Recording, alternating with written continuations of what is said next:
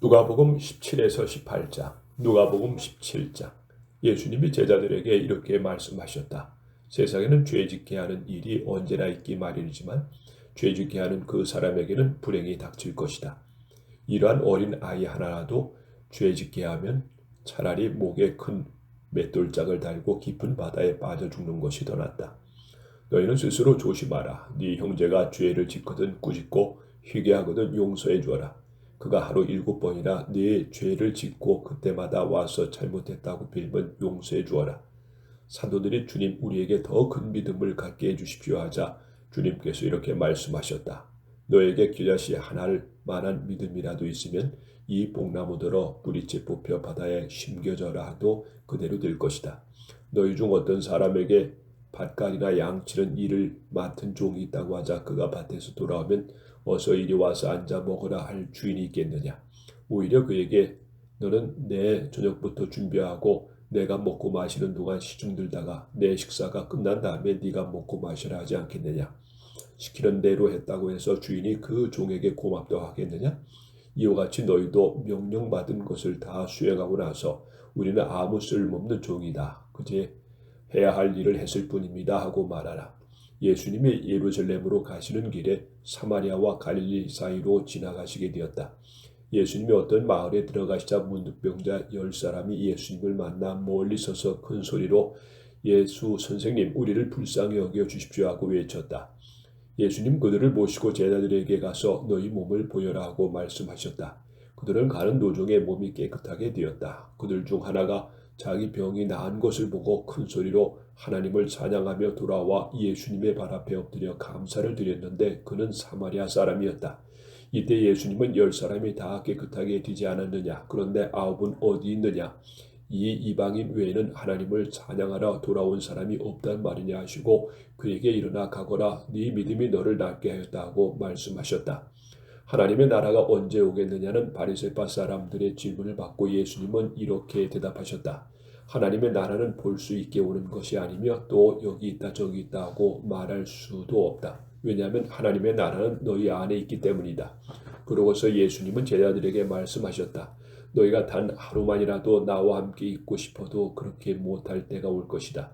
또 사람들이 너에게 그리스도가 여기 있다 저기 있다 해도 너희는 그들을 따라 나서거나 쫓아다니지 말아라. 마치 번개가 하늘 이편에서 저편까지 비치듯이 내가 오는 날도 그와 같을 것이다. 그러나 나는 먼저 많은 고난을 당하고 이 세대 사람들에게 버림을 받아야 한다. 내가 올 때는 세상이 노아의 시대와 같을 것이다. 사람들은 노아가 배에 들어가는 날까지 먹고 마시고 장가가고 시집가다가 홍수가 나자 모두 멸망하고 말았다. 또 내가 올 때는 롯의 시대와 같을 것이다. 사람들이 먹고 마시고 사고 팔며 파종하고 집을 지었지만 롯이 소돔에서 나가던 바로 그날에 하늘에서 불과 유황이 비오듯이 쏟아져 모두 멸망하고 말았다. 내가 나타난 날에도 그럴 것이다. 그 날에는 지붕 위에 있는 사람이 집 안에 물건이 있다고 해서 그것을 가지러 내려가지 말고 들에 있는 사람도 집으로 돌아가지 말아라. 롯의 아내를 생각해 보아라. 누구든지 자기 생명을 지키려고 하는 사람은 잃을 것이며 자기 생명을 버리는 사람은 보존할 것이다. 내가 분명히 말해둔다. 그날 밤에 두 사람이 한 침대에 누워 있어도 하나는 데려가고 하나는 버려둘 것이며 두 여자가 함께 맷돌을 갈고 있어도 하나는 데리고 가고 하나는 버려둘 것이다. 두 사람이 밭에 있어도 하나는 데려가고 하나는 버려둘 것이다. 그때 제자들이 주님 어디서 그런 일이 일어나겠습니까? 하고 묻자 시체가 있는 곳에는 독수리가 모여들기 마련이다 하고 예수님이 대답하셨다. 누가복음 18장. 예수님은 제자들에게 언제나 기도하고 실망하지 말아야 할 것을 가르치시기 위해 비유를 들어 이렇게 말씀하셨다.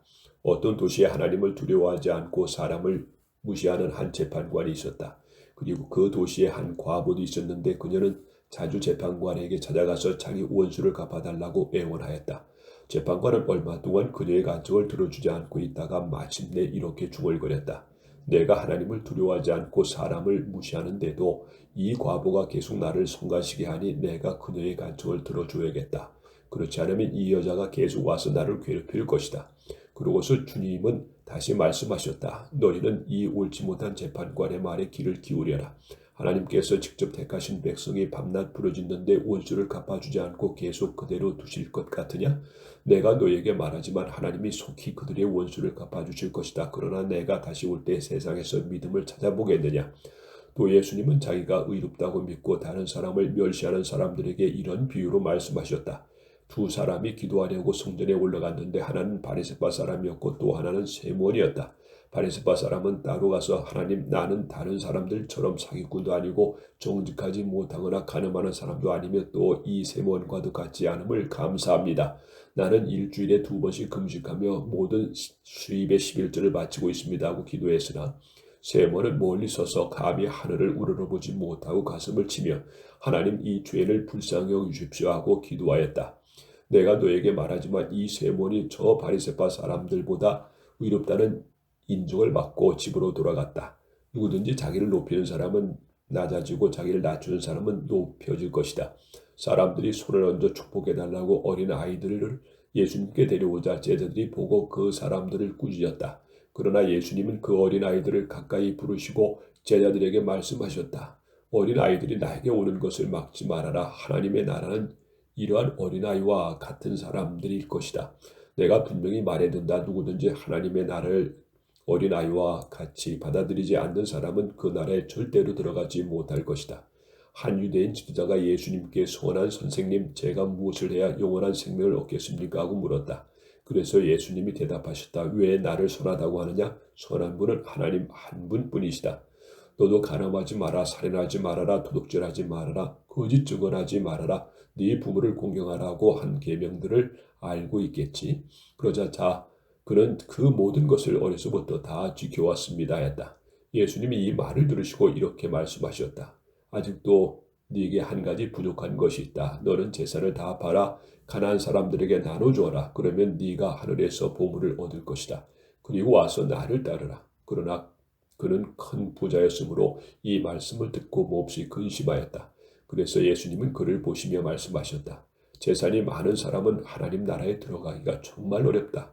부자가 하나님 나라에 들어가는 것보다 낙타가 바늘귀로 통과하는 것이 더 쉽다. 사람들이 이 말씀을 듣고 그렇다면 누가 구원받을 수 있겠습니까? 하고 묻자 예수님이 사람의 힘으로는 할 수 없지만 하나님께서는 다 하실 수 있다 하고 대답하셨다. 그때 베드로가 예수님께 우리는 모든 것을 버리고 주님을 따랐습니다 하자 예수님은 그들에게 이렇게 말씀하셨다. 내가 분명히 말한다. 하나님 나라를 위해 집이나 아내나 형제나 부모나 자녀를 버린 사람은 이 세상에서 여러 갑절로 받고 오는 세상에서 영원한 생명을 얻을 것이다.